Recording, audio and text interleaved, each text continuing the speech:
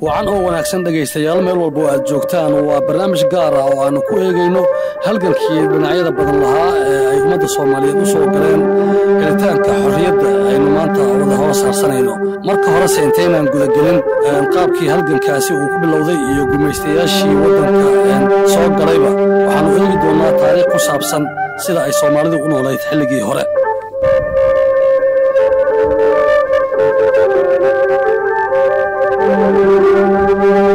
Soomaaliya wuxuu waligiisba ahaa xarun dhexe oo maamusha ganacsiga qaybo badan oo dunida ka mid ah intaasi waxaa dheer Soomaalidu waxay ahaayeen dad la wax soo saar isugu jira waxyaabo badan oo ay dunidu manaafacaadsato sida ay isku raaceen in badan oo taariikhyahana geeska Afrika waxa uu xiriir la lahaa dhammaan boqortooyooyinkan waxay horumar ku sameeyeen xiriirka ganacsi iyo siyaasadeed ee mandaqada geeska Afrika ay la lahaayeen dunida inteeda kale si kastaba ha ahaatee xadaaradihii ugu horeeyay waxaa ka mid ahaa farshaxanka beeraha xoolo dhaqashada iyo maamulo yaryar oo ku salaysan beelo ama deegaano haddaba dhaqdhaqaaqyadii ganacsi ee xilliga jiray maxaynu kala soconnaa sida lagu sheegay buugaag badan oo taariikhi ah dadka Soomaalida ah waxay tan iyo waqtigii hore ahaayeen kuwa ku safra badaha waaweyn ee caalamka iyagoo u socdaalaya sababo kala duwan sida ganacsi aqoon raadis iyo arrimo kale boqortooyooyin badan iyo maamulo ka soo jiray geyiga Soomaaliya ayaa waxay dhiseen noocyo badan oo maraakiib doonyo iyo qalab kale oo lagu safro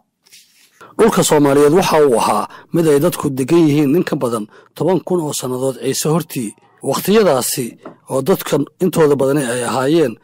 xoolo dhaqato guurguurta oo hadba degaankooda uu ku salaysan yahay halka ay daaq wanaagsan iyo biyaba uga heli karaan xoolahooda iyo bulsho iyaguna ahaa beeraley kuwaasoo iyagu deganaa agagaaraha wabiyada iyo hadba meelaha ay biyaha joogtada ka heli karaan sidaasi oo ay tahay waxaa jirtay xadaarad ganacsi oo dhanka xoolaha iyo dhirta ah oo isa soo taraysay taasoo waqtiyadii dambe aad u sii kordhaysay ana jirtay sidoo kale maamulo deegaano ku salaysan iyo beelo kuwaasoo si tartiib ah isu soo tarayay kana shaqaynayay horumar iyo maamul hagaagsan sida taariikhdu u warinayso Muqdisho iyo guud ahaan magaalooyin fara badan oo Soomaaliyeed oo dhaca xeebaha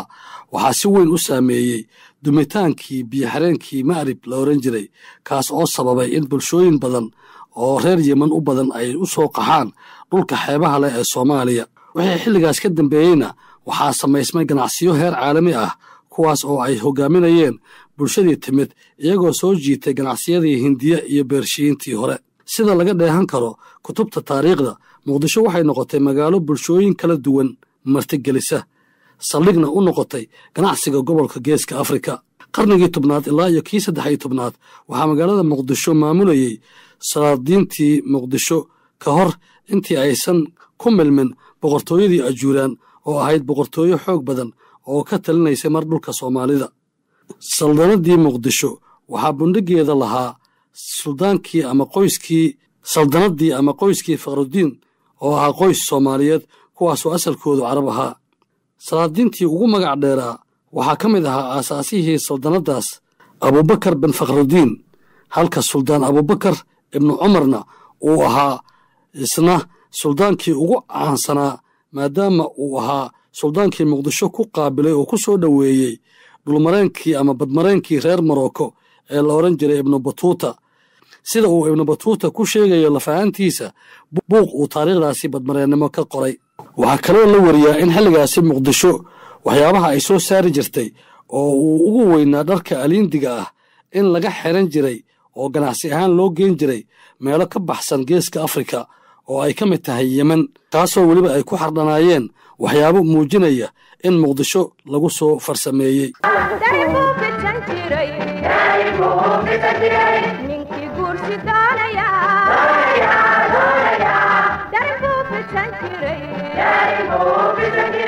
يا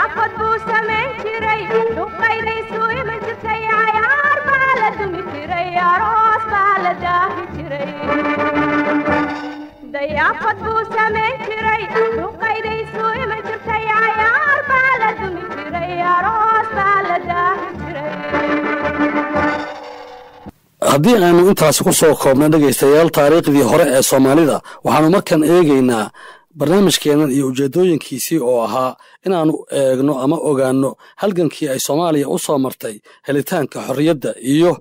taariikhdii ay gumaystayaashu dalka soo galeen tan iyo inta la og yahay markaannu taariikhda dib u jalleecno qarnigii 15aad ayuu soo tixnaa halganka hubaysan ee ay ummadda soomaaliyeed u soo gashay helitaanka madax bannaani dhammaystiran iyo inay ka xoroobaan oo ay xor ka ahaadaan isticmaalkii had iyo goor soo hunguriyen jiray dhulkeenna iyo khayraadka dhinacyada badan leh ee uu rabbi ku madnaystay gumaystayaashaas oo ahaa kuwo isugu jira caddaan iyo madow intaba waxaana damacooda guracan had iyo goor u jilba dhigan jiray dad Soomaaliyeed oo qaarkood aanu ognahay sida ay taariikhda uga galeen baalasheeda dahabka waxaanu si gaar ah ugu soo qaadan karnaa taariikhdii halgamaa Axmed Gurey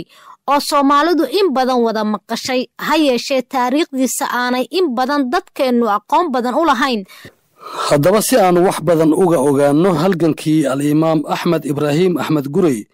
iyo dagaalkii bannaa ee uu la galay taliskii Abasiiniya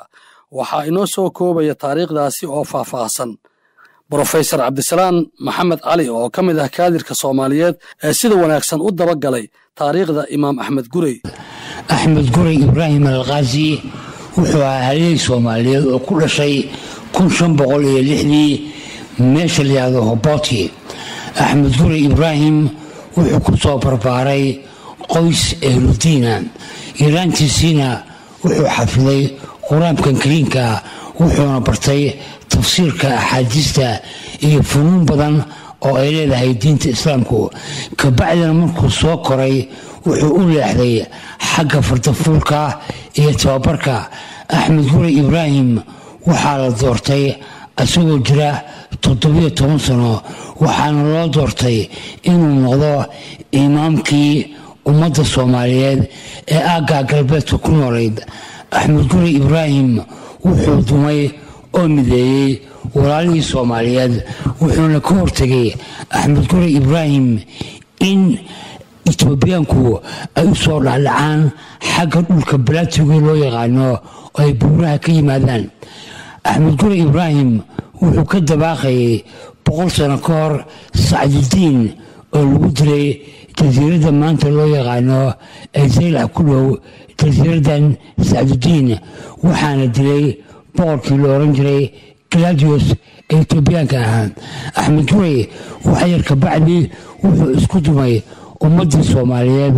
oo aan qabiilna ka maqnayn ee dhammaantoodna wuxuu ku guulaystay inay hal hoggaan yeeshaan markaasuu weerarka wuxuu ku qaaday boqorkii xabashada ee xilligaa la oran jiray Liban Dangal Axmed Gurey Ibraahim wuxuu sameeyey ciidamo fara badan wuxuuna weerarka ku ekeeyey ilaa Aksum oo beriga ahayd meeshii looga talinayay dalka Ethiopia Axmed Gurey Ibraahim wuxuu kaloo sameeyey golo baarlamaan iyo golo wasiiradeed wuxuuna ahaa xukun aad iyo aad u taabagalay Axmed Gurey wuxuu talinayay muddo 21 sano ah halgankana wuxuu waday muddo 21 sano ah aakhirkii wuxuu cagaha dhigay dalka Suudaan buu gaaray Eritreana waa dhaafay Axmed Gurey Ibraahim ciidamadiisii halkaas waxaa ku galay xanuunka loo yaqaano daacuunka waxaa kaloo dalkan aan dariska nahay ee Itoobiya u soo hiiliyey dalkii Boortaqiiska oo xilliga ahaa waddanka ugu xoog badan ee qaaradda Yurub walow Axmed Gurey la caabiyey Axmed Gurey kuma aysan ekaan in caabiska Boortaqiiska uu ku baaba'o walow uusan Boortaqiisku jabin Axmed Gurey Ibraahim waxaa qayb lixaad ka qaatay jamidiisii xanuunka daacuunka waxaa iyana aad iyo aad waxa loo ilaawi karin ah dagaalkii ka dhacay buurta Shimbiraale dagaalka asaga ah laf Soomaaliya hartay ma jirin gobolka Bari Nugaal iyo Mudug waxaa ka tagay ciidamo gaaraya 1000 askari wayna ku biireen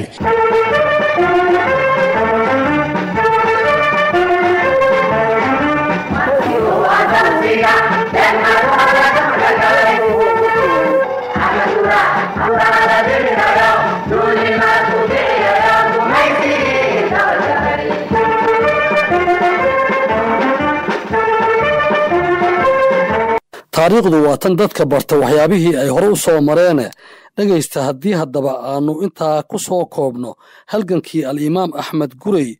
oo aan ognahay xaaladdii iyo wakhtigii adkaa ee uu soo maray in duulaankii reer yurub ee qaaradda afrika ay ku soo qaadeen iyo shirkii weynaa ee ay ku yeesheen waddamadii ugu tunka weynaa reer yurub magaalada berliin oo ku taalla waddanka jarmalka iyo go'aankii ay ku gaareen inay afrika qaybsadaan iyo go'aankii ay ku gaareen inay afrika soo galaan oo ay weliba qaybsadaan ayaa waxaa inooga warramaya brofesor maxamed cumar dalxa aqoonyahan soomaaliyeed oo isaguna siyaasadda iyo taariikhdaba aad u bartay gobonnimada iyo xorriyadda ee aan maanta hooskeeda harsanayno ama aan ku naaloonayno waxaa lagu soo dhaliyey nafhurnimo waxaa loo bixiyey dhiig qaali ah sidoo kale waxaa loo qadimay muruq iyo maal iyo maskax mahad ha ka gaadho intii u geeriyootay ilaahay naxariistii jannaha ka waraabiyo intii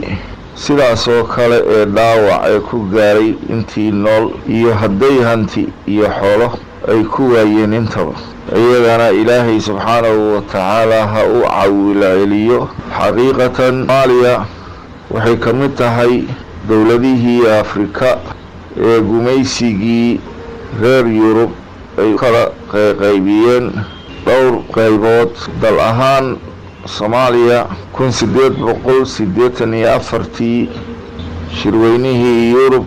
ay ku yeesheen Berlin ee loogu magac daray The Partition of Africa 1884 ama Berlin Conference la oran jiray waxay ka mid noqotay dalalkii isticmaarka uu u qaybiyey 5 qaybood oo Soomaali weyntii jirtay uu u kala qaaday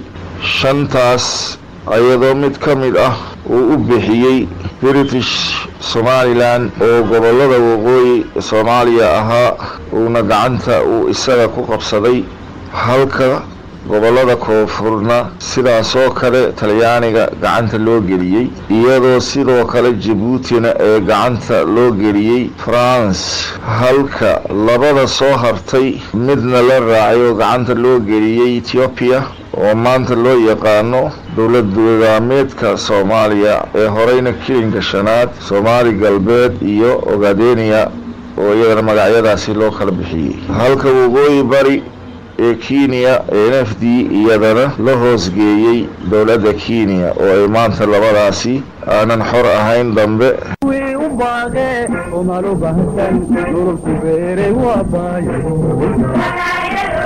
kuwii ka bayre bahdo talaxade qolta gooyay waa baaba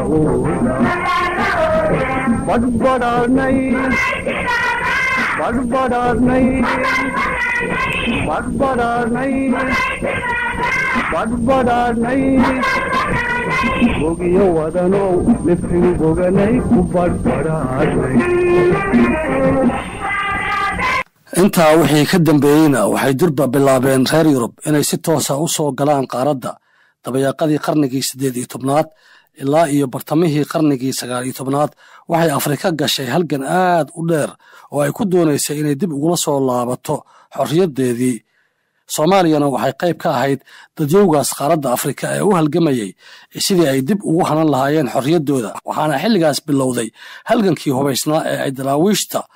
ku qaadeen Ingiriiska oo uu horkacayay Sayid Maxamed Cabdulla Xasan mar kale waxa inoo faahfaahinaya bal halgankaasi uu hogaaminayay Sayid Maxamed Cabdulla Xasan ee ay daraawiishtana ku luqta lahayd ka dhanka ahaa Ingiriiska iyo sidii looga xoreyn lahaa gobolada waqooyi ee dalkeena Professor Cabdisalaam Maxamed Ali waxaa gobonadooyinka Soomaaliya markaas ka qayb qaadan jiray dalwaqooyinka lagu fiinay diinta Islaamka Sayid Maxamed Cabdulla Nuur sayidkii in Cabdulla Xasan baan ka soo qaadan karnaa asna 22 sano buu wuxuu waday gamaska xorriyadda wuxuuna u baahnigay inuu la dagaalamo wadamada Ingiriiska Talyaaniga Faransiiska iyo Xabashidaba Sayid Maxamed Cabdulla Xasan Nuur dagaalka wuxuu bilaabaa 1900kii wuxuuna gamadka xorriyadda dhigay 1921kii asagoo laisugu tegay wuxuuna ahaa goobta keliya oo looga weeraray xagga dayuuradaha magaalada Taleex oo aan ka fogeyn gobolka Nugaal caasimadiisa Garowe aan filayeen u jirto 70 kilomitir waxay ahayd meeshii ugu horeysay oo qaaradda Afrika lagu soo weeraro diyaarado waxaana weerarka ka qayb qaatay baylotyo Ingiriis ah waxaana la duqeeyay xaruntii weyneyd ee Taleex 22 sano dib iyo halaag buu baday isticmaalkii Ingiriiska waxaana ku baaba'ay kumanaan kun oo saraakiil ah ee ka socotay dalka Ingiriiska waana u beerligay waxaana ka mid ahaa goobihii ugu ballaarnaa ee u galay goobihii la oran jiray Jidbaale beerliga Abakayle Cagaar Weyne iyo kuwo kaleba sayidku aad buu ugu mintaday inuu gamadka xorriyadda gaarsiiyo dalka Soomaaliya oo dhan waxaana ka helaysaa maansanyahan buu ama awaan buu xagga gabayada marka uu leeyahay haddaan waayay calan layna shiro tan iyo Nairobi miyaan waayay nuurka aliyo nabiga jaayisa halkaas waxaad ka dareemaysaa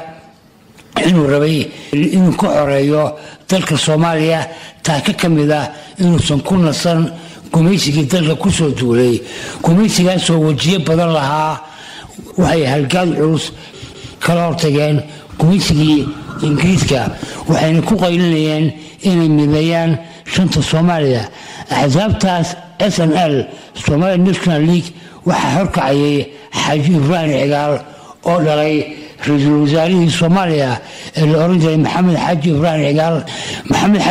Cigaal iyo Abiis Ibrahim Xaaji Cigaal Cali Garaad iyo rag badan oo Soomaali waqooyiga way u beerligeen tuuryada Ingiriiska waxayna leefsiiyeen oladaba bay kala hortageen aakhirkiina waxay kaliftay gumaysiga Ingiriisku inuu 26 Juun ku dhawaaqo in xorriyadooda la siiyo waxayna go'aan ku gaareen inay la midoobaan walaalahooda koonfurta oo Talyaanigu gumaysanayay xuduudaha maanta jira oo xuduudo ay sameeyeen Ethiopia Ingiriiska Talyaaniga iyo Faransiisku marka ma noqon karaan xuduudo Soomaaliya kala qaybin kara ee waa xuduudo kala qaybinayay isticmaalkii xilliga jiray dabadeed waxaa kacay dubigii sayidka gaaladii dagaajiyo dabadeed waxaa kacay dubigii sayidka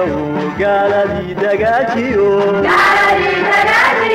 waati koofiluudilo daraawiishti guulheshay waati koofiluudilo daraawiishti guulheshay dhegaystayaal barnaamijkii gaarka ahaa ee aanu ku eegaynay taariikhda xorriyadda Soomaaliya ayaanu weli bartanka uga jirnay markana waxaanu eegi doonaa aasaaskii iyo xilligii ay ku beegnayd ururkii SYL oo ay dhalinyaro Soomaaliyeed horkacayeen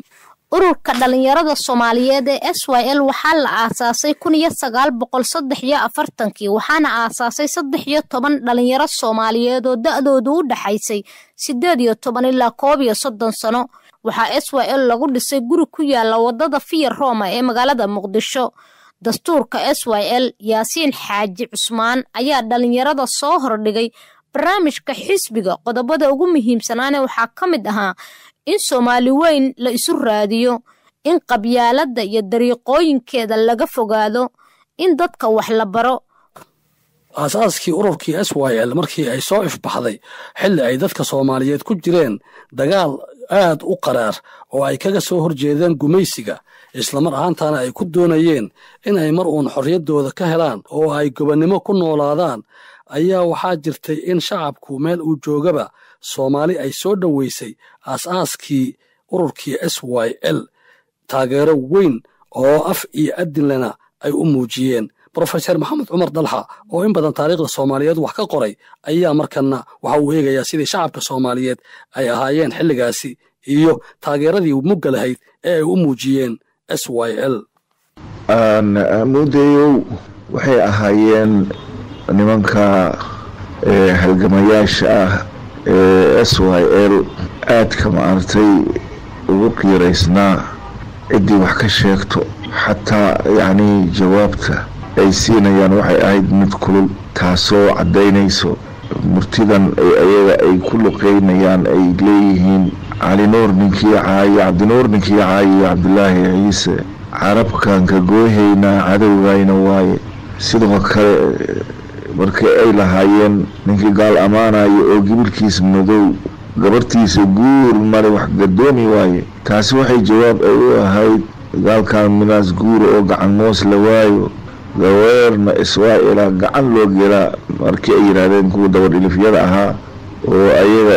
hadday israa'il ay timaado in ciriiri la geli doono oo ayaga ay dadka ay u sheegayeen oo mooska iyo waxa uu talyaani ay u arkayeen nafci oo ayaga uu siinayay iyo wax la midka balse ay gobonimada ay ka xigeen kuwii la xiray weliba ayaga odayaasha ayaga ciil qabka ahaa ayaa markii la soo daayay ayaa xaftarkooda isweydiinayeen oo ay dadka ay markaa dhalinyarada ay lahaayeen dhagax dhiiga dhuuqaya dhinaceena yiil idinka armaan leega dheeri dhaxalkii abkay inkasta yani dhagax dhiiga dhuuqaya bimacnaa waxa waaye xabsigii markaas shameentada la seexiyey ay ku xirnaayeen oo dhinacooda maartay dhiiga maartay dhagaxa isaga runtii dhuuqayay ayaa waxay leeyihiin dib kastaba aan ka soo marno oo annaga wixii ama uu talyaani ama islaamaan hana xiro laakiin armaa la iga dheeldheeli dhaxalkii abkayga yani ama yani runtii sharaftii iyo karaamadii dadkii aan dadkeennii ah aan ka dhalanay iyo dalkeennii armaa maartay isaga lagu dheeldheelay oo halgankii isaga lagu ciyaaray xaqiiqatan yani wax la soo koobi karo maaha diintooda islaam ahayd nabadii jireen diintooda islaam ahayd dugsiyey lahaan jireen duryaadkay wax baran jireen dugsiyey lahaan jireen nadkay wax xubno iyaguna ka mid ahaa dadkii Soomaaliyeed ee indheergaradka ahaa ee u joogay ama u soo joogay xilligaas ay Soomaalidu halgamaysay iyo sidii uu ku aasaasmay ururkii SYL waxaa mar sii horeysay Radio Muqdisho uga waramay Maxamuud Yuusuf Muuro iyo waliba Maxamed Axmed Cilmi oo loo yaqiinay Otavio kuwaasoo marka hore inoo sharaxaya sidii ay ku aasaasantay SYL iyo wadciga jiraahi sidii uu ahaa marka hore aan idiin soo gudbiyo Maxamuud Yuusuf Muuro oo inoo faahfaahin doona intii uu ka ogaa aasaaskii ururkii SYL iyo ujeedooyinkiisii markii hore waataan niri SYC baa lagu aasaasay kulanka dhalinyarada Soomaaliyeed ahaa wuxuuna ahaa xisbi markaa urur inuu sameeyo dadkii waana u gaaray guushii laga rabay SYC waa ay gaartay maxaa jira way ku faaftay dalka Soomaaliyeed dhan way ku faaftay miyi iyo magaalada ka sokow sidoo hadda u taabtay Otavio dalka dibadiisana waa ay ku faaftay waxa kamid ahaa Cadan waxa kamid ah Kenya Nairobi waxa kamid ahaa Arusha waxa kamid ah England oo marka dambe Cabdullaahi uu tagay ragii soo dhaweeyay iyo ragii wax la qabtay iyo ragii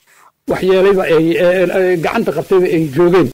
hadduu guushaas gaaray waxa dhacday mar talyaanigii dalka laga qabsaday in lagala wareegay xukunkii markii nabadda lala saxiixayay oo uu ka tanasulay wuxuu xuquuq ku lahaa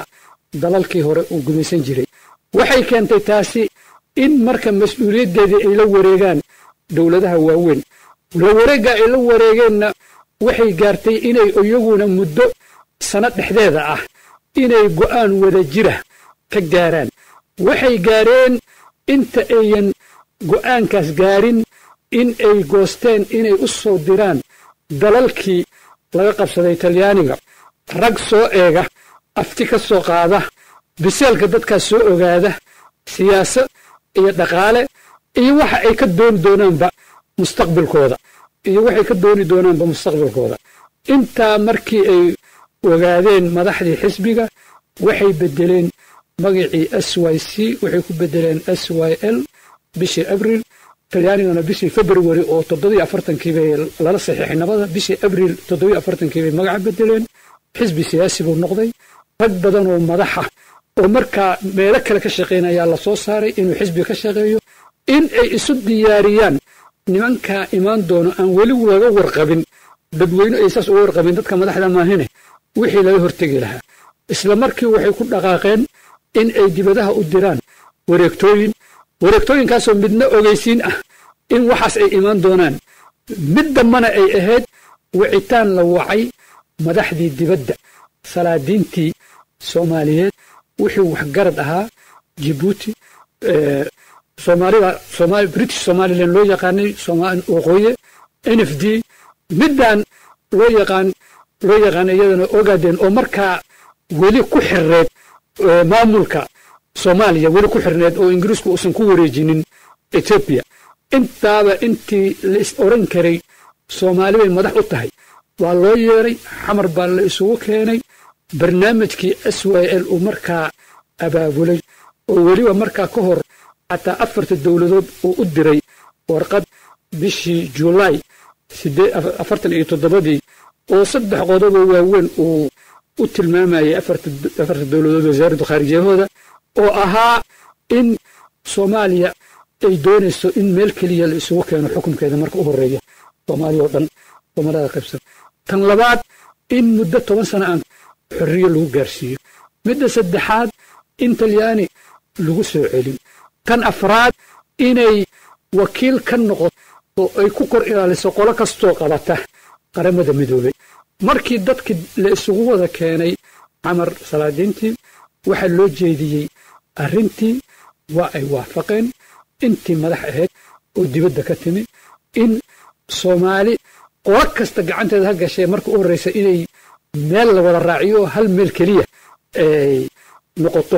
xukunkeeda si ay Soomaali weyn hadhow markay wax qaadanayso xornimo meel kaliya mid qarsan ayaan jirin sidoo kale waxaa isaguna aan nasiib u yeelanay inaan barnaamijkan idinkugu soo gudbinno Maxamed Axmed Cilmi Otavio oo isaguna energaradkii xilligaas joogay ka mid ahaa oo ka hadlaya muhiimadda midnimada iyo isku duubnidu ay u leedahay guul walba oo ay dadku hiigsanayaan wadajirku wax macaan buu ahaa itixaadka iyo Soomaalinimadu wax weyn bay ahay xamar markaad ka tagto aniga iyo Maxamuud iyo rag hadda naga maqan waxaan raggii dibadaha ka shaqayn jiray iyo gudaha u badnoon dibadda xamar markaad ka tagto ilaa Boosaaso ilaa Raskiamboni aata inta uu markaas xadka ex Soomaaliya Italiyaan xadkeeda ahay meesha tagta reerkaaga aabaa ku joogay hooyaa ku joogtay walaalbaa ku joogay soo dhaweyn weyn yaa jirtay waxaa suurtooda mararka qaarkood xataa sahay inaan qaadan jirin adoo hawl hayaa lagu leeyahay baabuurkan ku dhac meeshaas degdeg sahay reerkaagan aadan u tagin baad dhaqaaqaysa sahaydaada waayo waa walaalka meeshaad istaagto dad baa ku jira xashadaada waa ku diyaar yani walaaltinimada macaanteeda iyo qaayaha weynanka ay leedahay yaa lagu gaaray waxaan gaarnay Soomaaliya isku mid ah waxaan gaarnay Soomaaliya walaal ah Soomaaliya kani waa adoon kani waa ugaas waa in ilowna ku wada gabyaysa dadgood ku gabyahaya waxaan gaarnay NFD Soomaalidii joogtay inay gacan hadda waa kala furfuran laakiin waagaas hal gacan ay ahaayeen waxaan gaarnay Cadan waxaan gaarnay London waxaan gaarnay dal Koreya intii Soomaaliya degto dhan in itixaadka laga wada furay oo ku wada walaaloobeen yani wax ninkii joogay ee xasuusta calxum u doonaya sida bariga Soomaaliya isugu dhacday oo isaga mid ay noqotay wii u baaqe oo malo bahsan nololku beeray waa baayo wii ka bayre bahdo talaxde oo qolta gooyay waa baaba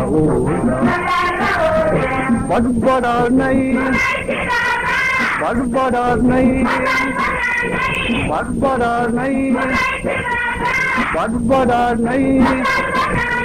bogiyo wadanow liftigu boganay ku badbadaanay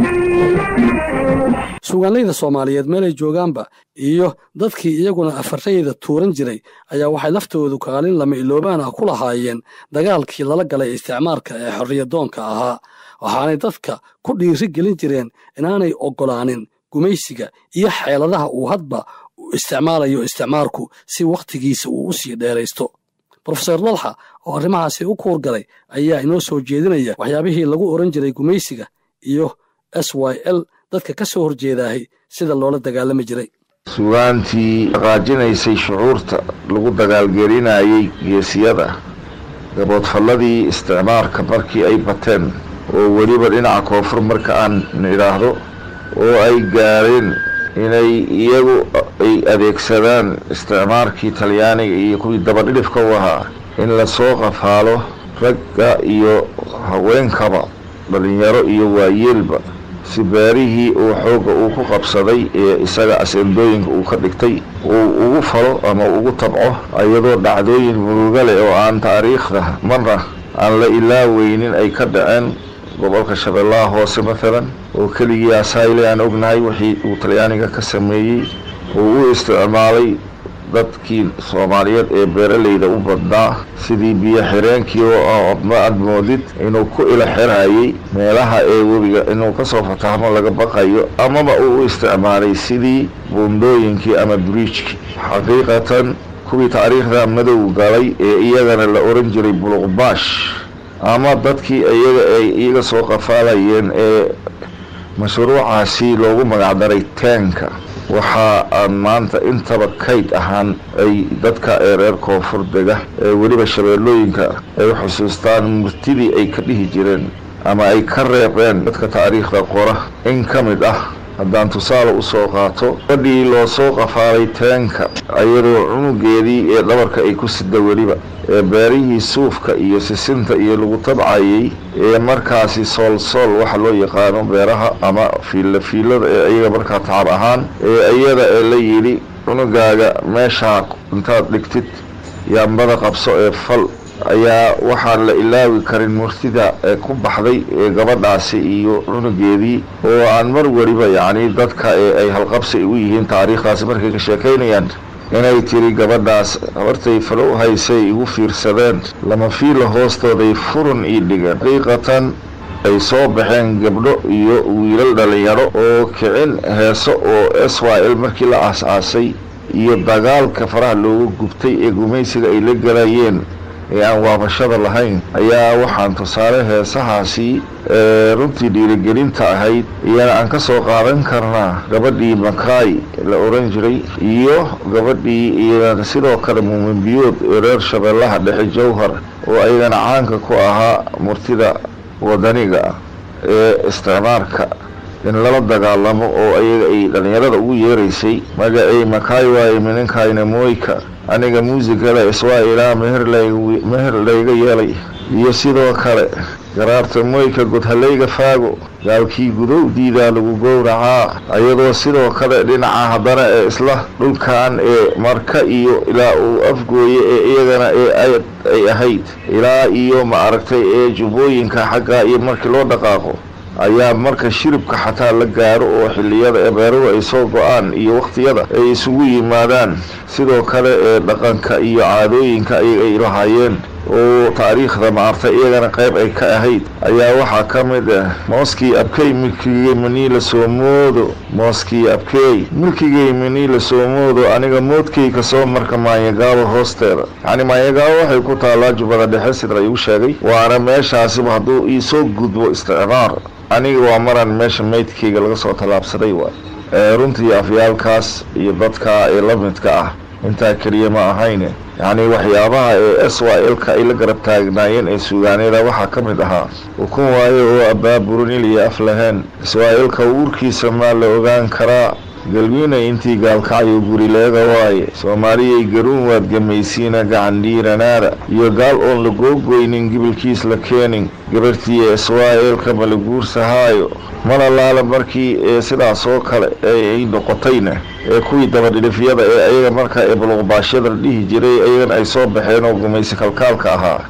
ayaa iyagana la dhihi jiray ninka gaal ammaanayo oo gibilkiis madow gabartiisa guur male wax gadoomi waaye intaa keliya ma aysan ahayne xataa waxay ciil dartiisa ay dhihi jireen mar un anoo gaaray waa la arki doonaa wax kale iskama daayay naagaal inta aa guursado oo ayada ama goof ii garaacayso oo ama gaxwo ii caddaynayso taasoo ayaga ay yidhaahdeen gabar gaal anoon guursanin oo gaxwo ii caddayso waa gaari doonaase gegsashay rabtaa iyo markii dadka ee kanaalkii iyo kale asayle iyo dhibaatada ee dadka inta layska garaaco layska xiranayay ciilqabka ay ahaayeen ayaa sidoo kale waxay leeyihiin nimaan juuni kaa xadin oo jiib la saarahayo jenaraalka SYL ka jawaabi doono anigoo kanaal fuuro misana ka sabwaardihaayo karbaashkii la isoo dhabiyaa kibirkiis ihaayo banaan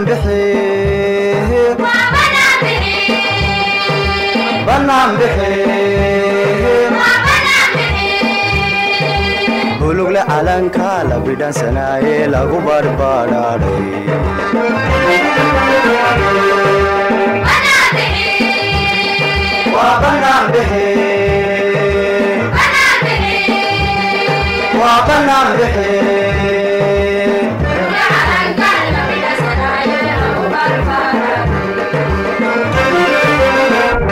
bulugle calanka la bidhansanaaye lagu barbadhaadhay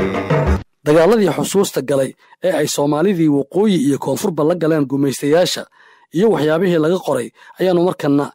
isla wada eegi doonaa. 9kii bishii Agost sanadkii 1913 waxaa dhacay dagaal faraha looga gubtay oo ciidamadii daraawiishta ee uu horkacayay Sayid Maxamed Cabdulla Xasan waxa ay dagaal ku ekeeyeen koox ciidanka Ingiriiska ka tirsan halka lagu magacaabo Dulmadoobe. dagaalkaasi oo loogu magac daray halka uu ka dhacay oo ah Dulmadoobe lagu dilay ciidan fara badan oo Ingiriis ah oo uu ka mid ahaa taliyahoodii oo lagu magacaabi jiray Richard Cofield. maalintaas ay guusha weyn gaareen ciidamadii daraawiisheed ee uu Sayid Maxamed horkacayay waxa ay cabsi weyn ku abuurtay ciidamadii Ingiriiska waxaana halkaasi uu ka tiriyay gabay taariikhda galay oo tudciyo ka mid ah aan hadda idin soo deynayo. koofilow jiitayaan dunida joogayne adigaa jidkii lagugu waday jimiclaaneede jahaanamu la geeyo wadaakhiru jahaane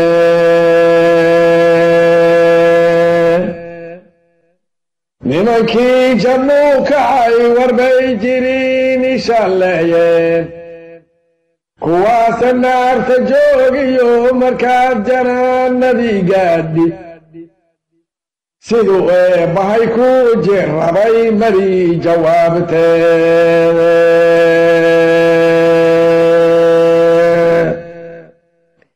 daraawiish jigraar nagaana dayntaniyo jeerkeedheen jigta weerar bay goor barqaca nagu jifeeyeendheen ingiriis jabyo waxaa ku dhacay jaci iyo baaruudedhe weligiisba waa lagu jabshaa jilib dhigduulandheen haddaan laystikraarayn tolkay laga jilroonaadheen waxay noo junjunteenna waa jamaashadiinine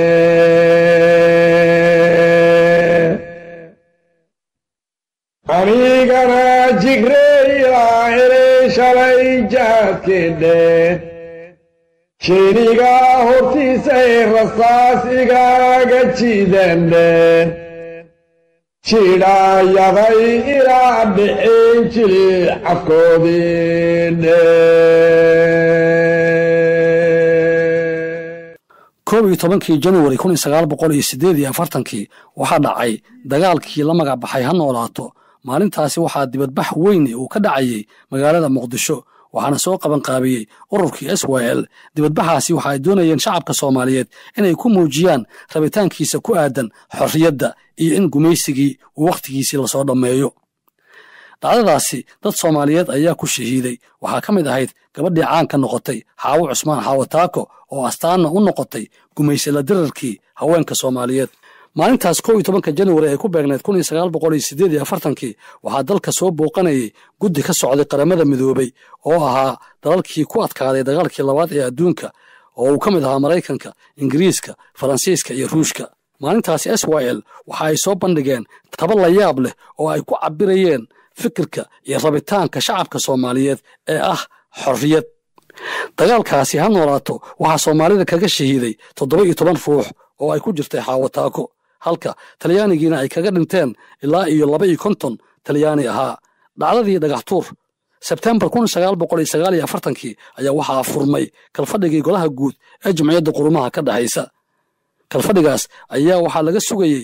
inay go'aano ka soo saaraan aayatiinka dalalkii Talyaanigu uu gumaysan jiray oo ay Soomaalidu ka mid ahayd. leegadu waxa ay magaalada New York oo xaruntii Jimciyadda Qurumaha ka dhaxaysa ay ku tiilay u direen mudane Cabdullaahi Ciise Maxamuud si uu u cabiro mowqifka leegada. Oktoobar 5 1949 waxaa leegadu ay mudaharaad ka dhan ah Talyaaniga ka sameeyeen goobta loo yaqaano Dhagaxtuur. Waxa ay isu bedeshay dagaal. Dagaalkan Dhagaxtuur waxa uu dhex maray Soomaalida iyo Ingiriiska. Dowladda Ingiriiska waxa ay markaasi isbeday xoog. Waxa ay bandow ku soo rogtay dadka kadib markii ay Dhagaxtuur bilaabeen shacabkii Soomaaliyeed ee xorriyadda u dagaalamayay. Dagaal iyo isbuursi kadib waxaa halkaasi ku dhintay 2 ruux oo Soomaali ah waxaana ku dhaawacantay 50 kale. 4 booliiska Ingiriiska ka tirsan ayaa iyaguna u dhaawacyo ka soo gaaray. Labadaas dhacdo oo taariikhda gashay kadib November 1949 ayay golaha guud ee Jimciyadda Qurumaha ka dhaxaysa ay soo saareen go'aankii ahaa in Soomaaliya loo dhiibo maamul Talyaani ah oo muddo 10 sano ah xukunka haynaya kaasoo ay ku dul joogteynayaan Jimciyadda Qurumaha ka dhaxaysa. Xukunkii daaqliga ahaa Abriil 1950 ayuu maamulkii Talyaanigu la wareegay xilkii Soomaaliya. Waxaa Talyaaniga ku wehelinayay guddi ka kooban 3 dal oo Jimciyadda Qurumaha ka dhaxaysa ay u soo xilsaartay inay kor joogteeyaan Talyaaniga sida uu u fulinayo amarada qaramada midoobay ka soo baxay. waxaanay kala ahaayeen waddamadaasi Masar, Filibiin iyo waddanka Colombia. barnaamijkii gaarka ahaa ee waxaad la socotaan weli aanu ku eegaynay toddobaadka xorriyadda Soomaaliyeed. marka laga hadlayo xorriyad iyo halgankii loo soo galay waxaa waajib nagu ah inaanu xusno oo aanu soo hadal qaadno magacyada 13 dhalinyaro ee asaasay ururkii SYL kuwaasoo taariikhda ummadda Soomaaliyeed ka galay baal dahab ah. waxay kala ahaayeen 1 Cabdulqaadir Sheekh Saqaawadiin, Maxamed Xirsi Nuur CD, Yaasiin Xaaji Cusmaan Sharmaarke, Xaaji Maxamed Xuseen Maxamed, Cusmaan Geedi Raage, Dheere Xaaji Dheere, Daahir Xaaji Cusmaan, Cali Xasan Maslax, Maxamed Cali Nuur, Maxamed Faarax Hilowle, Xaaji Maxamed Cabdulaahi Xayeysi, Huudow Macalin Cabdulle iyo Maxamed Cusmaan Baarbe. barnaamijkii gaarka ahaa ee waxaad la socotaan weli aanu ku eegaynay toddobaadka xorriyadda Soomaaliyeed. magaalada Jowhar waxay ka mid ahayd meelihii uu sida weyn ugu xooganaa gumaysigii Talyaaniga. waxaanu halkaasi ku lahaa warshad soo saari jirtay sonkorta. waxaana Jowhar ka mid ahayd meelihii uu gaboodfallada ba'an ka geystay gumaystuhu barbar soconayay. waxaana gaboodfalladaasi intii uu geysanayay barbar soconayay dhaqdhaqaaqyo gumaysidiid ah oo ay wadeen rag iyo dumar Soomaaliyeed oo dadka deegaanadaasi ka soo jeeda ka mid ahaa. waxaa ugu magac weynaa Sheekh Xasan Barsane allaha u naxariistee oo ka mid ahaa dadkii sida weyn loogu yaqiinay gumaysidiidnimada iyo in ay la dagaalamaan isticmaarka si waddanka uu xorriyad u qaato. haddaba si aan wax badan uga ogaanno arrimihii Jowhar ka soconayay waxaa inoo warramay Xuseen Sheekh Dali oo waxgaradka Jowhar ka mid ah oo in badan la soo sheekaystay dad SYL ka mid ahaa. markuu anaga gaalka uuna soo galay maxay raad 1917 yoona soo galay gumaysigii Talyaaniga Jowhar ahaan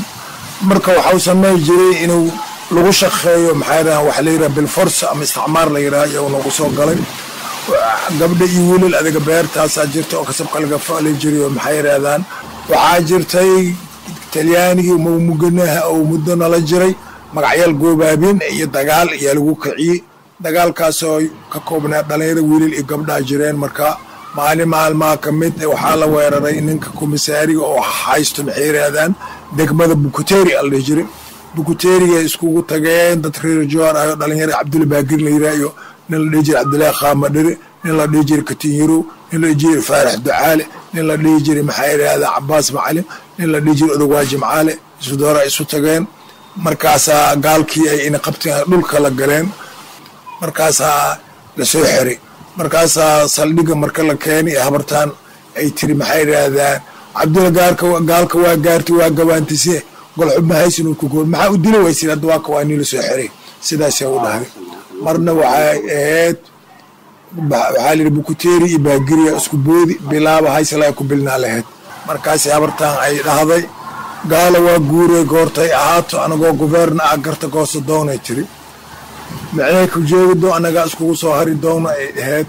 marka gabadhii hadana waa ku noqsad waxay tiri razaal keenay ee reey madow waa reeseynay rabbi iyo rasuul macna razad waxa la ninka degmada u taliyo ala dhig jirayna boqorka la razaal keenay ee reey madow waa reeseynay rabbi iyo rasuul marka waxay ahaayeen dad u jajabano maxay xornimada aad u jecel ahaayeen oo la dagaalamaayo gaalada بنام بحي بنام بحي بلوغ لعلنكا لبدان سناي لغو برباداري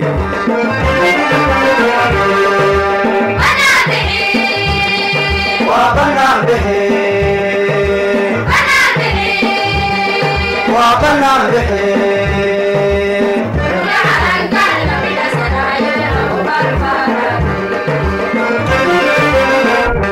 بلوغ لعلنكا لبدان سناي لغو برباداري barnaamijkii gaarka ahaa ee waxaad la socotaan weli aanu ku eegaynay toddobaadka xorriyadda soomaaliyeed bulshada reer banaadiriga ayaa iyaguna door weyn oo muuqda waxa ay ku lahaayeen halgankii dheeraa ee la soo galay helitaanka calankan aynu maanta hoos harsanayna iyo gobonnimada shariif abuubakar axmed waxa uu ka mid ahaa dhallinyaradii xilligii leegada u soo joogtay waa kan isaga oo noo sharaxaya sidii ay xaaladdu markaasi ahayd iyo kaalintii reer banaadiriga SYL 13 dhallinyaray ahaayeen dheer xaaji dheera ku jiri xaaji maxamed xuseen ku jiri cabduqaadir sheekh sakhaawadiin ku jiri baafa ku jiri waa badnaa adeeg cali umar sheego ku jiri dadka waa badnaayeen 13 dhallinyaray ahaayeen asaasiyaashka leegada ay halgamaya ahaayeen maxaa ku soo herid kuwa waxa jireen canaasiir oo baro Italy la dhahay canaasiir xasbiya canaasiir oo baro Italy ahaayeen kuwaas waxay Talyaaniga ay raacsanaayeen Soomaalina leegadana waxay raacsanayd gobonnimo ay rabeen inay istiqlaal ay qaataan 60kii wixii ka horeeyay rabeen marka konton iyo todobadii Cabdullaahi Ciise la diray jamciyada quruumaha ka dhaxaysa oo aaday Cabdullaahi Ciise go'aan xagga wax lagu gaaray Stati Unito waxay ku gaareen jamciyada quruumaha ka dhaxaysa in macallin la noo diro kontonkii la noo keeno Talyaani la noo keeno Talyaanigii 10 sano oo noo haayay markii dambe dowladnimo la noogu wareejiyay kooda luuliyo maalin weyn qiimo weyn lahay ahayd waa la feestay jiray sekondaliyada la tagay jiray maalinkaas subaxdiis habeenkii banaanbax waxa loo aaday baarlamaanka loo aaday ciidamada Esercita Nacional Somaliland General Daouda xukumay nin general oo caan ah adduunka dhan laga yaqaan xukumay wadanka Esercita xagay tagaan calanka cabadiya la saaray baarlamaankii hore lagu saaray boonere taaladan subaxdii ilaa habeenkii dhan ilaa galabtii beere wala shaqowna walba heeskow yaqaan la dheelay wala faraxsana Soomaali miday ahayd hadii maqaayil laga afar qofood kan jareer way kan gabil cad way kan saan way ma lahayn hal nina dhiiba walaalo ana bixnaayad leegada Soomaali halay ahayd hanoolaata waxay ku timid ingiriiska dadoo abaabuli oo xasbiya laga dhigi marka bilaaj arab waxa ka soo baxay noolaatadan idinka sheegay ku dhacdiyaan bilaaj arab farday wataan arabta seefyalna waa soo qaatay istantiibadii xasbiyada iyadoo dahab ay samaystaan intay ku xirtay marka waa soo baxay ilaa darshoonay leegada ilaa xamarweyn ilaa dhulkan dhanay ku wareegan bilaajadooda ay ku naqdeen ayagoo feestay oo geesiyaal iska dhigan halgamaayi SYL waa xanaaqeen carabtii weerar lagu qaaday Talyaaniga iswatay wixii gumeysig iswateen wixii laga dili karo waa laga dili wixii kale waa dhunta wixii kale dawladda Ingiriiska meel ku xareesay xanaan amal laga dhigay qaxooti amal meel lagu xareeyay intii nabad ka dhaleeyso dadka laga badbaadiyaa anoolaatada taasay ku timid adinka ma taqaanin laakiin ilmo yaratiin ragax tuur wuxuu ku yimid leegadii waa soo banaan baxday banaan bax waa loo diiday leegad ma banaan bax kartiin leh halo di istantiyo waxay wateen oo karaabil ku qoran karaabil ma kasasin saddex geesoodaya karaabil kan ragan koorahay ku sitaan koon kalan ka cabsaheen oo baanana hayay kulub wanaagsanay ninkii doonaayo doon kaaliya Soomaaliya leego ana leegada kulub ala dhehjiri ma kasten حسبيا وعايش وحيدر كله كافرينتو كولونيين صارين مركي حسبيا بلدك laga baxshay oo la bursado macal carabta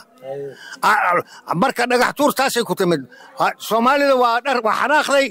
nin walba oo leegada dhalinyaraha aad waa yeel aad dhagax waxa la qaatay garuumana la qaatay waalis dhaxgal marka maalinkii dhagax tuur ee maalinkaas 13 gaala ma lagu dili waxay ku duugnayeen meeshan waliyo caday gadaalaan waa laga qaaday xabaalo 23 oo gaalaha meesha lagu dili waxayd yaa ayuha Soomaaliyun sharafan wabadilan awlan yaa ayuha Soomaaliyun Soomaaliya hanoolaato Allah jiri leegada waa soo halgantay xurnimay keentay leegada taageerayaal badan ay haysatay waxa kamid ah dad reer Banaadir ahaayeen waxa la dhahay heesko la baxshay alankan ya Soomaaloobe abadii la taagay هذا واجبين عرورتنا وعيارين سوماليا هنولا طاير بنادر قاعد جواليغا تاغرسن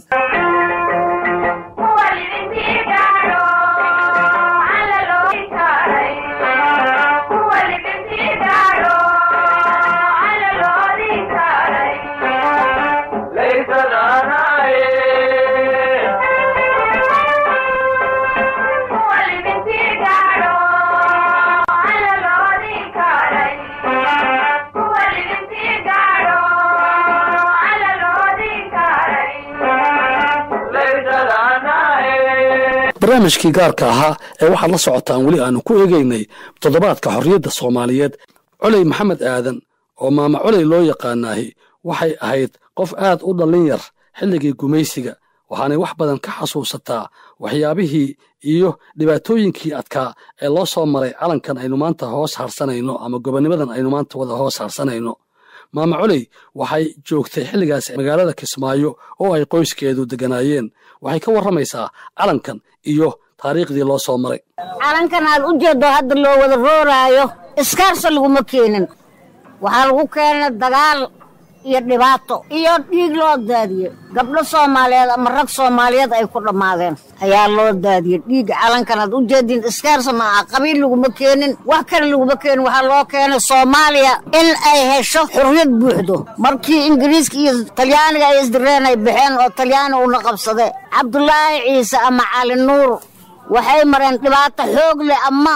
13 Israa'iil dhibaato weyn loo maray dadaa dhiigiisa u daatay naagaa ilmo ku dhalan gaal shiraa dhexdiisa loo xirxiray waxaa lagu keenay rafaad iyo silac iyo si ilaahay ogyow qori ma la haysanin waxaa lagu dagaalamay dhagax iyo ul iyo filaar Soomaaliya qori ma haysanin lama qabin mana la kasaynin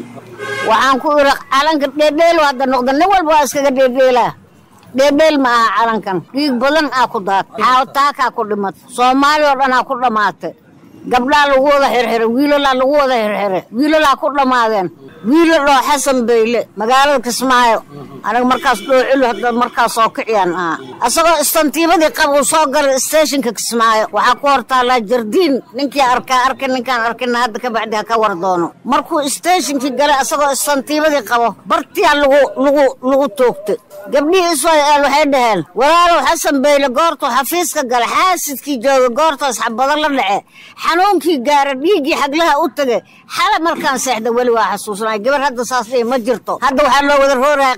qabiil ma jiro Soomaaliya qabiil ma jiro qabiil waa aasne qabiil hala dhaaforto taasa idinka kala hadlaa calankan iskaarsa laguma keenin waxay dhahan awalka ka bilaabay aakhirkan cuskada ilaahow iga ajiib caawa erayadaas amaana ka yeel Israa'iil intay ahayd waxay dhahan Talyaano waad bixitamaysaa Burundi noqo xafiisada loo furo xaashadaada guro ha qaadan leen xisaabtiisii ay ku dileen Talyaana yimid Torreydii afeetiin biyo daraniman diinta caabudeen ninkan diinta caabudayna la dilay dheer waxa waaye waxay dhahan allow nin jaajuusa jooga oo Arab ah allow saban oo Soomaali ka dhaxsaar allow salowgaaga soo yeero galab sabtiye saacaduhu waa wareegana silac u dhimo ninkii 7 bari ma nooleen waa gogo'e niyada la wada furnaa hala la wada laba ma la ahan laba lama ahan Israa'iil laba ma ahan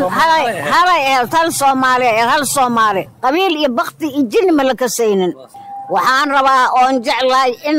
calankaas qawl loo yeelo xoog loo yeelo calankan waxay dhaheen qamar walaalay hala leegu kiciyo qabar markan soo salees wixii markay ahayd soo shado siin u yimaday saxiix la helay saxiixi waa la helay calanka inaan saaranay 1 Luulyo waxay ahayd 1 Luulyo habeenkii 1 Luulyo anoo gabar yar waxa la ii gaday marab bafta oo cad oo tarashaysan abartay ii gaday sida hadda ubaha camal aan soo xirtay habeenkii 6 saac markay taa calankii la saaray waxaan jooga magaalada Kismaayo waxa lagu hor saaray beert oo ku taalo station kortiisa lagu saaray calankanay dib weyn loo soo maray waa la isu xirxiray gabar walaashay iyo wiil qabe iyo walaalkay kulli waa la xiray waxa loo xiray calanka madaxiisa waxa deedeena la yiri dadkii Talyaani la dagaalamay marka calankanay dheedheel ma joogo dheedheel agtayda kama joogo aniga qaranka dhan agtayda dheedheel kama joogo ana hadda waa yeele meel kasta oo xaflad jirto aan tagaa waxaan u tagaa calankaas dhibka loo soo maray sida Timir Ukaasho kale sida Aamintoo kale sida Ruqiya Seeraar oo kale sida Maryan Seeraar oo kale gabdhii u soo rafaadan station ku dhax dhala waay waxa waaye dhibaato weyn oo soo marnay calankan yaa lagu dheedheelin maalinta xurmadiisa tahay waa in saqiir iyo kabiir la istaaga Talyaaniga dhibaatooyin ku sameyn jir maxaa laga sheegahay kaas dhibkiisa Ilaahay ginaga mooti alxamdulillah shukriyan dhahnay Talyaani iyo jinnigiis Ingiriis iyo ilaaha naga wada isticmaar aan ku jirnay isticmaarka Ilaahay waa naga bixiyo calankayna buluuga alla nasiye raga u soo halgamay 13 إسرائيل أما دلنيرة إسرائيل ودن ودماته الحمد لله شكر إلهي جبينا واعدك علن كان بلوغ أو عركن أو إلهي نسيه وحنكم عذنينا إلهي كبعد أنت وهالجنت إلهي جنة الرحمة هذا الجيو Nahan kunimi odi bahatamutho do mahalai gasarai dinahyadai dara hartan wahyela dihi daqdaqe alan kadid bayso ma sohodile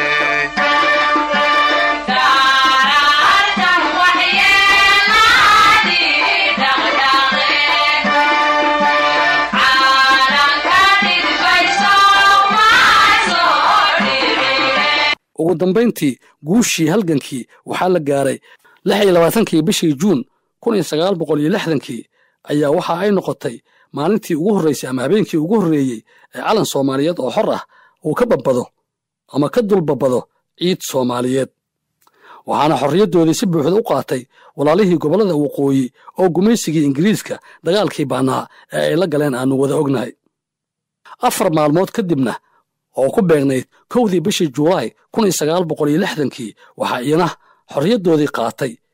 goboladii koonfureed oo iska tuuray heeryadii gumaysigii Talyaaniga oo ku beegnayd 1 bishii Juulaay 1960 ay timid dhacdadii taariikhda gashay oo ahayd markii labadii gobol ee waqooyi iyo koonfur ay midoobeen dhalatayna jamhuuriyadda Soomaaliya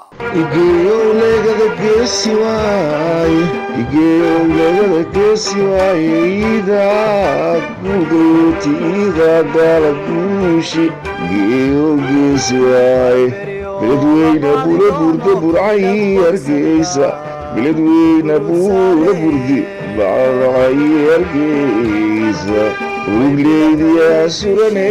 بلد ملكو يا لي ورجليدي يا سوراني سوراني يا لدي بلدوينا بولا برد برعي أرقيسا ورجليدي يا سوراني سوراني بلد ملكو يا لا ورجليدي يا سوراني بلد ملكو يا لي بلدوينا بولا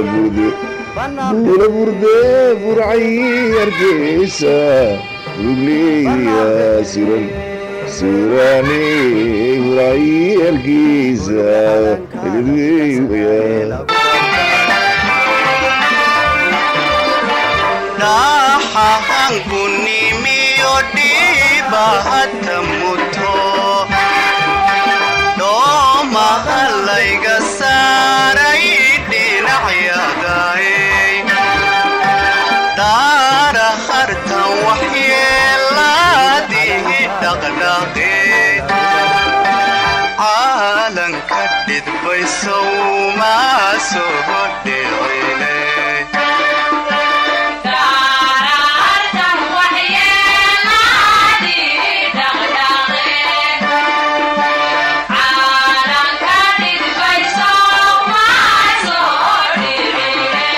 hagaag dhageystayaal guud ahaan barnaamijkeennii gaarka ahaa ee aanu ku eegaynay toddobaadka xorriyadda Soomaaliyeed iyo halgankii dheeraa ay Soomaalidu u soo galeen sidii ay xorriyad uga qaadan lahaayeen gumaystayaashii reer Yurub ee dalka ku soo duulay intaa ayaanu ku soo gabagabaynaynaa tan iyo intaanu isugu imaan doonno barnaamijkan oo kale waxaan idinku dhaafaynaa aniga iyo aayaan dhoolba nabadgelyo iyo assalaamu calaykum waraxmatullaahi wabarakaatuh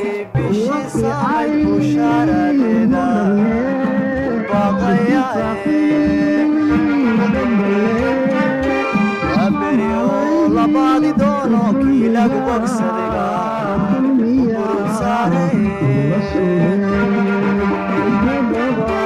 way bilatay bishii saamayd bushaaradeeda waaqayahe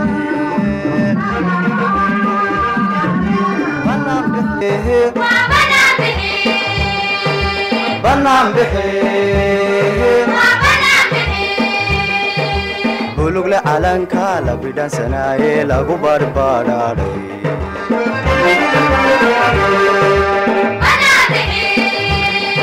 وبنان بحي وبنان بحي